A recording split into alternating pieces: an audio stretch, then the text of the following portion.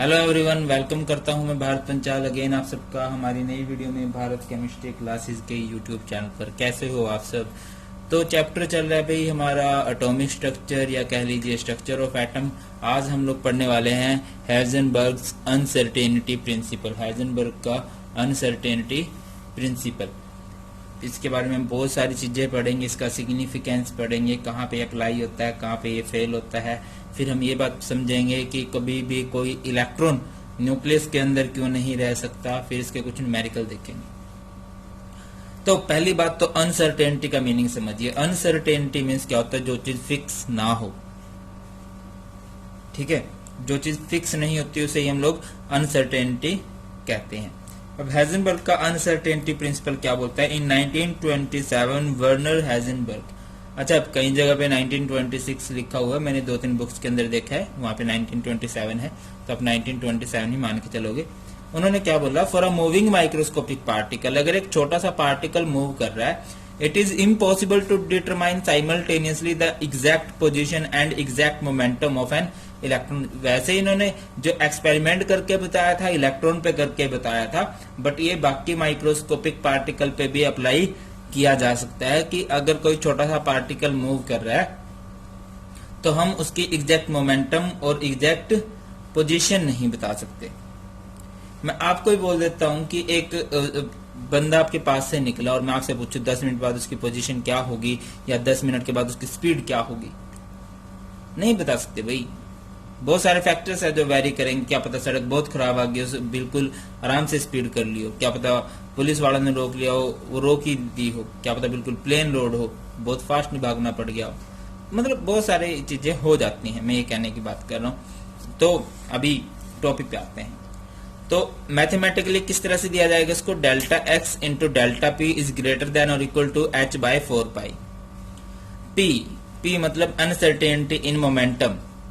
Momentum का formula होता है मास इंटू वेलोसिटी। अब देखिए, मास तो मोस्टली सब्सटेंस का फिक्स ही होता है, वो तो चेंज नहीं होता। वेलोसिटी चेंज हो जाती है, तो delta x mass into delta we. Delta we means uncertainty in velocity is greater than और इक्वल टू h बाई 4 पाई। जब हम न्यूमेरिकल सॉल्व करते हैं तो इसको ऐसे लिखते हैं, delta x into delta P is equal या कह लीजिए approx equal to h by 4 pi. बताया आपको, डेल्टा एक्स का मतलब uncertainty in position, delta P होता है uncertainty in momentum, delta V क्या होगा? Uncertainty in velocity, and H क्या होता है? Planck's constant. इससे लास्ट वीडियो जो हमने पढ़ी थी वो प्लैंक्स क्वांटम थ्योरी से रिलेटेड पढ़ी थी, उसमें आपने देखा ही होगा। प्लैंक कांस्टेंट की वैल्यू कितनी होती है? 6.626 इंटू 10 की पावर -34 जूल पर सेकेंड। ठीक है जी। अभी हम क्या कर सकते हैं, इस m को इधर ले जाएं तो ये फॉर्मूला बनेगा delta x delta we is greater than और equal to 4h by 4 pi m। अच्छा, एक बात समझ के चलिए, अगर कभी आप किसी माइक्रोस्कोपिक पार्टिकल की पोजीशन एक्यूरेटली बता सकते हो, मीन्स उसमें जीरो अनसर्टेनिटी है, तो जो उसकी वेलोसिटी होगी वो इनफाइनाइट होगी, मतलब उसकी वेलोसिटी में जो अनसर्टेनिटी होगी वो इनफाइनाइट होगी। अब आप कहोगे सर ये क्या बात कह रहे हो आप, अगर आपने पोजीशन बता दी तो कैसे? देखिए, इस मैथमेटिकल एक्सप्रेशन के हिसाब से मैं आपको बता रहा हूं कि अगर डेल्टा एक्स ये अनसर्टेनिटी इन पोजीशन 0 है, मतलब आपने बिल्कुल एग्जैक्ट पोजीशन बता दी, तो फॉर्मूला क्या होता है? डेल्टा एक्स डेल्टा वी या h बाय 4 पाई m। तो डेल्टा वी आप यहां से कैलकुलेट करोगे तो ये क्या हो जाएगा? h ये डेल्टा एक्स अपॉन में जाएगा 0 इंटू कुछ भी हो, एंड किसी भी वैल्यू के अपॉन में 0 है तो वो तो इनफाइनाइट हो जाएगा ना भाई। यहीं से बात क्लियर हो रही है कि नहीं हो रही है?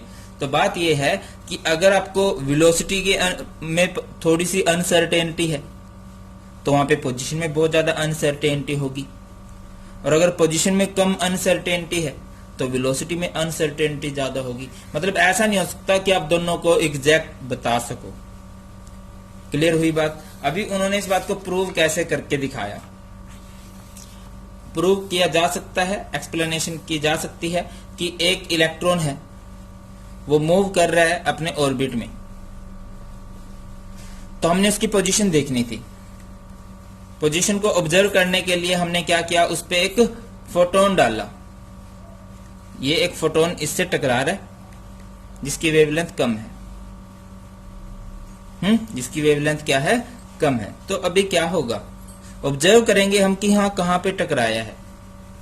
माइक्रोस्कोप की हेल्प से हम देखेंगे कि फोटोन अगर टकरा गया तो जहां से वो देखिए बहुत सारे फोटोन टकराए।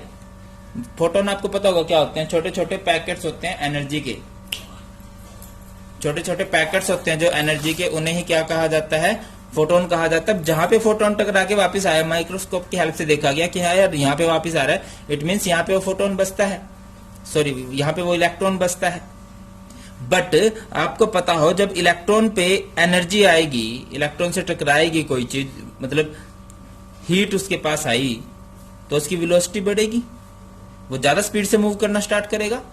एंड क्या होता है, इलेक्ट्रॉन्स के साथ क्या चक्कर होता है, देखिए हर एक ऑर्बिट की एक फिक्स एनर्जी होती है, तो जैसे उसके पास ज्यादा एनर्जी आएगी वो अपना ऑर्बिट भी चेंज कर जाएगा। तो कहां आप सर्टेनिटी से कोई चीज बता सकते हो, बात समझ में आ रही है कि नहीं आ रही है। मतलब देखो भाई ये है ऑर्बिट जिसमें इलेक्ट्रॉन घूम रहा है। अभी उसकी पोजीशन को देखने के लिए हमने उस पर क्या करा, एक फोटोन डाला, एक छोटा सा पैकेट एनर्जी का, उससे टकराया, एक नहीं बहुत सारे, तो एक जगह से वो वापस आ गया। माइक्रोस्कोप की हेल्प से हमने देखा कि यार यहाँ पे इलेक्ट्रॉन है, बट जैसे ही फोटोन उसको एनर्जी देगा उसकी स्पीड बहुत ज्यादा बढ़ जाएगी। फोटोन्स क्या होते हैं, स्मॉल पैकेट्स ऑफ एनर्जी होते हैं, छोटे छोटे पैकेट्स होते हैं। इलेक्ट्रॉन के पास जब एनर्जी आएगी तो वो लोअर ऑर्बिट में क्यों मूव करेगा, वो हायर ऑर्बिट में मूव करेगा। मैंने आपको बताया था ना, एनर्जी पैसों की तरह होती है। एक साइकिल वाला बंदा है, अगर उसके पास ज्यादा पैसे आ गए तो वो साइकिल पे क्यों मूव करेगा, वो मोटरसाइकिल पे मूव करना स्टार्ट करेगा। ऐसे इलेक्ट्रॉन है, जब उसके पास एनर्जी आएगी तो वो लोअर ऑर्बिट में क्यों मूव करेगा, वो हायर ऑर्बिट में मूव करेगा और ज्यादा एनर्जी के साथ मूव करेगा, ज्यादा स्पीड के साथ मूव करेगा। तो नई वेलोसिटी और नया रास्ता उसने अपना लिया है। तो ये बात है कि नहीं बता सकते। और क्या यार, कहाँ निश्चित है, कुछ भी अनिश्चित है, सब कुछ पता ही होगा आप लोगों को, है कि नहीं।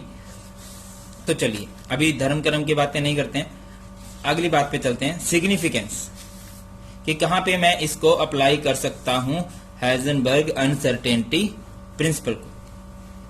देखिए कहा तो यही जाता है कि ये सभी ऑब्जेक्ट पे अप्लाई किया जाता है, बट जो एक्चुअल बात है जब हम एक्सपेरिमेंट करके देखते हैं तो ये सिर्फ कहां पे अप्लाई किया जा सकता है, माइक्रोस्कोपिक पार्टिकल्स पे, जो बहुत छोटे छोटे पार्टिकल्स होते हैं। ठीक है, हमने एक एग्जाम्पल लिया इलेक्ट्रॉन का और एक दूसरा एग्जाम्पल लिया, थोड़ा बड़ा पार्टिकल लिया हमने जिसका मास कितना है, 1 मिलीग्राम है। तो दोनों पे हमने हाइजेनबर्ग का अनसर्टेनिटी प्रिंसिपल अप्लाई किया और चेक किया कि यार क्या हो रहा है। तो फॉर्मूला क्या होता है, delta x into delta V H by 4 pi M, यहाँ पे भी यही फॉर्मूला रहेगा। अब आप एच प्लैंक कांस्टेंट की वैल्यू हमें पता है कितनी होती है, 6.626 इंटू 10 की power minus 34 kilogram metre square पर सेकंड। 4 पाई की वैल्यू 3.14, वैसे आप इसको सिंपल काट दो तो 2 आ जाएगा। ठीक है, चलो बाद में देखेंगे जब न्यूमेरिकल करेंगे। मास ऑफ इलेक्ट्रॉन कितना होता है, 9.11 इंटू 10 की पावर माइनस 31 किलोग्राम। जब आप इसको सॉल्व करोगे तो आपका आंसर आएगा 5.78 इंटू 10 की पावर माइनस 5। और जब आप उस मैक्रोस्कोपिक पार्टिकल को, जो थोड़ा बड़ा पार्टिकल है, अब देखिए बड़ा तो नहीं है, ये भी छोटा ही पार्टिकल है, बट इलेक्ट्रॉन के कंपैरिजन में बहुत बड़ा है। और इसके बाद एलिमेंट बड़े बड़े ही होते चलेंगे। देखिए हमें जो दिखाई देते हैं बड़े पार्टिकल ही दिखाई देते हैं, छोटे पार्टिकल तो हमें दिखाई नहीं देते। तो अगर उन पे हम ये लॉ अप्लाई करने की कोशिश करें तो बात नहीं बनने वाली है, मैं बता रहा हूं। देखिए क्यों नहीं बनने वाली है, समझ के चलिए। एच प्लैंक कांस्टेंट की वैल्यू पुट की 4, पाई की वैल्यू होती है 3.14, एम मास मिलीग्राम में है तो 10 की पावर माइनस 6 किलोग्राम होगा।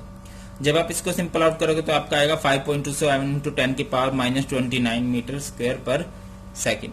अभी आप ये समझ के चलो कि ये वैल्यू कितनी छोटी है, हाइजेनबर्ग अनसर्टेनिटी प्रिंसिपल कितना छोटा आ रहा है, बहुत ज्यादा छोटी वैल्यू आ रही है, बहुत ज्यादा। एंड जैसे जैसे पार्टिकल बड़ा करते जाएंगे ये जो अनसर्टेनिटी है और भी कम होती जाएगी। तो यहाँ पे ये हाइजेनबर्ग का अनसर्टेनिटी प्रिंसिपल हम अप्लाई नहीं कर सकते। नेक्स्ट बात, बड़ा फेमस क्वेश्चन बनता है ये भी। क्वेश्चन ये है, why electron can't exist in nucleus, कि इलेक्ट्रॉन कभी भी न्यूक्लियस में क्यों एग्जिस्ट नहीं कर सकते हैं। तो इस बात को कुछ ऐसे समझिएगा, ध्यान से समझिए। अगर मैं आपसे कभी पूछूं कि मैं आपको एक जगह का डायमीटर बता दूं और मैं आपसे पूछूं अनसर्टेनिटी इन पोजीशन क्या होगी, एक बात समझो यार, ये मेरा घर है मान के चले, और किसी बच्चे से पूछ लिया गया कि सर कहाँ पे है, उसने कह दिया सर इस पोजीशन पे बैठे हैं, बट हो सकता है कि मैं यहाँ पे बैठा हूं।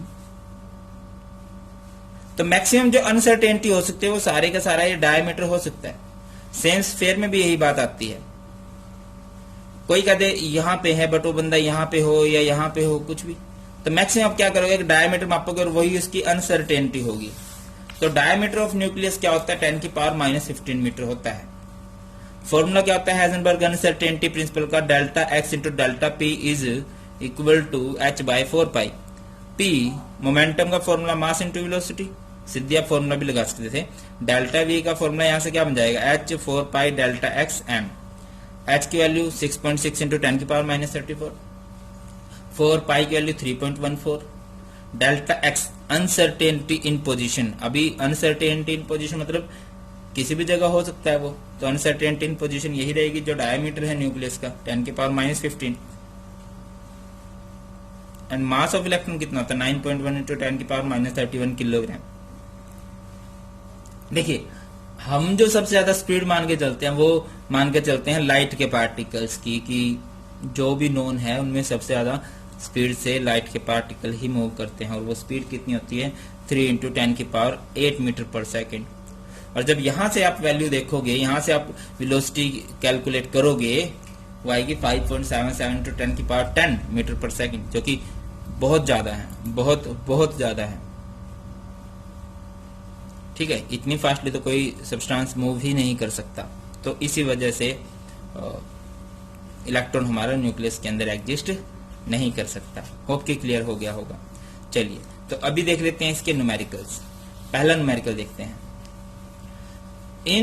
If an electron is moving with velocity of 600, पहला न्यूमेरिकल आपको दिखाई दे रहा होगा। If an electron is moving with velocity of 600 meter per second, which is accurate up to 0.005%, then calculate the uncertainty in its position. H की value आपको दी गई है 6.63 into 10 की power -34 joule second, and mass of electron given है। And important बात क्या है कि ये क्वेश्चन आपका AIPMT मेंस 2008 के अंदर आया हुआ है, जिसे हम निट बोलते हैं अभी। तो यहां से डाटा कलेक्ट करते हैं, क्या कुछ आपको दिया गया है। आपको वेलोसिटी गिवन है और उसकी अनसर्टेनिटी बताई है। तो डेल्टा वी क्या होगा, अनसर्टेनिटी इन वेलोसिटी क्या होगा, 600 का 0.005%, 600 का 0.005% यानी कि 0.005 बाय 100 करोगे तो 00 से 00 कैंसिल होगा। तो यहां से आपकी अनसर्टेनिटी क्या आ जाएगी भाई, 0.03, या फिर आप स्कोर करना चाह रहे हो तो 3 इंटू 10 की पावर -2 मीटर पर सेकेंड ये हो जाएगी। इसके बाद आपको अनसर्टेनिटी इन पोजीशन भी दी गई है, डेल्टा एक्स भी गिवन है। कितना गिवन है, delta x uncertainty in its position हमें कैलकुलेट करना है। मास हमें गिवन है, कितना गिवन है, 9.1 इंटू 10 की पावर -31 किलोग्राम, एंड एच की वैल्यू भी गिवन है 6.63 इंटू 10 की पावर -34 जूल पर सेकेंड। देखो जूल पर सेकेंड नहीं, जूल सेकेंड। अभी मेरी बात समझ के चलिए मैं क्या करना चाह रहा हूँ। देखो यार, जब कैलकुलेशन करने लगोगे तो बहुत लेंथी कैलकुलेशन हो जाएगी अगर आप बिल्कुल ये पॉइंटों को पूरा लिख के चलोगे। ठीक है, तो आप इसको सिंपली इस तरह से कर सकते हो। अच्छा पहले तो फॉर्मूला देख लो क्या होता है, delta x into delta we is equal to h/4πm। यहां से डेल्टा एक्स हमने कैलकुलेट करना है, तो क्या हो जाएगा, h/4πm into delta we.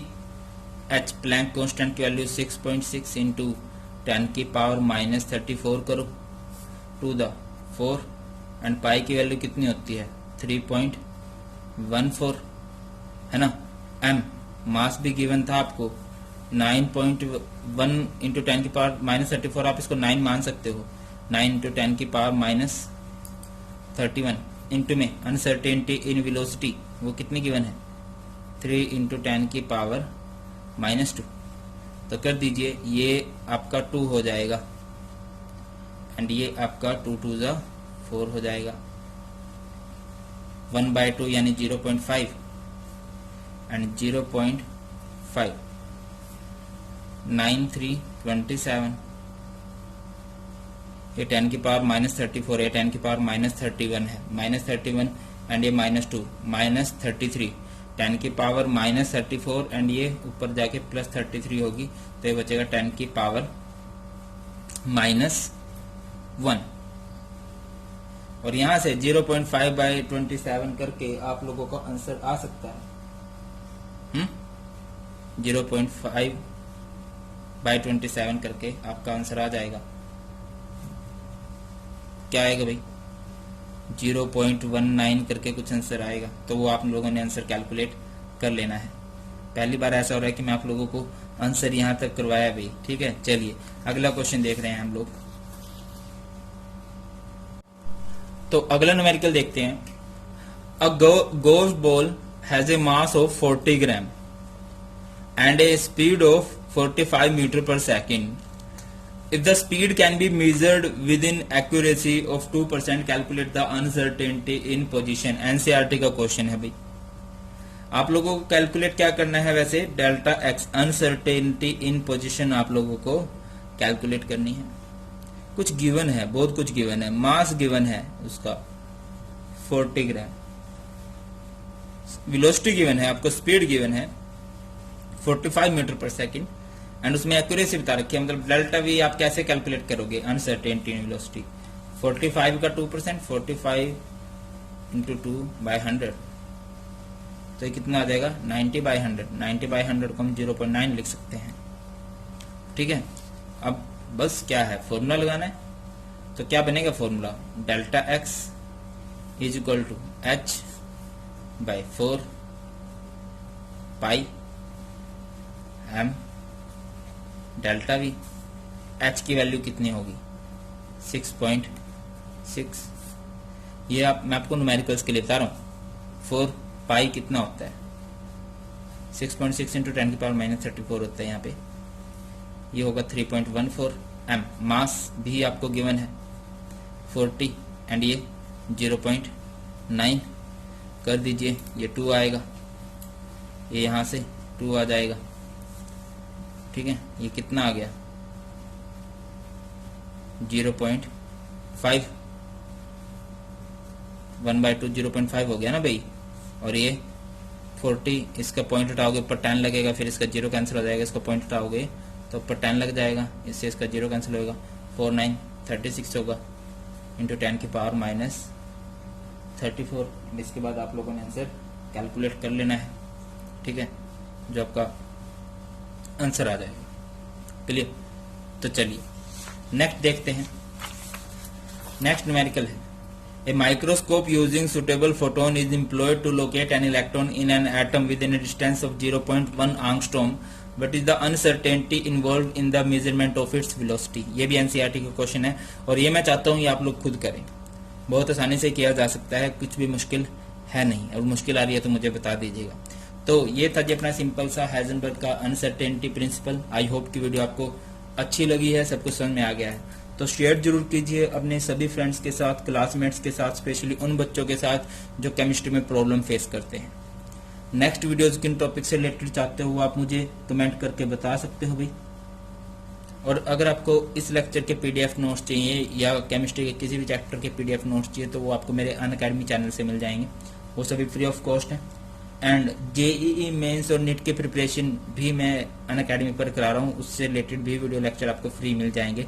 Link मैंने डिस्क्रिप्शन में डाल दिया, लिंक ओपन करना और आप लोगों ने चेक कर लेने हैं। इस टॉपिक से रिलेटेड वीडियो भी है, मतलब हर एक टॉपिक से रिलेटेड वीडियो है। चलिए in the end of this video बोलूंगा thank you so much for watching. जल्दी मिलते हैं नई वीडियो में। जय हिंद।